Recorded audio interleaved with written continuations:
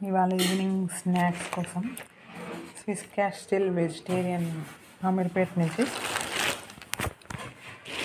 Veg పఫ్ఫులు తీసుకొని వచ్చాడు.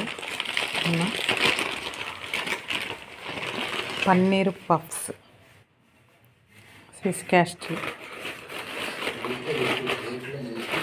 చాలా టేస్టీగా ఉంది.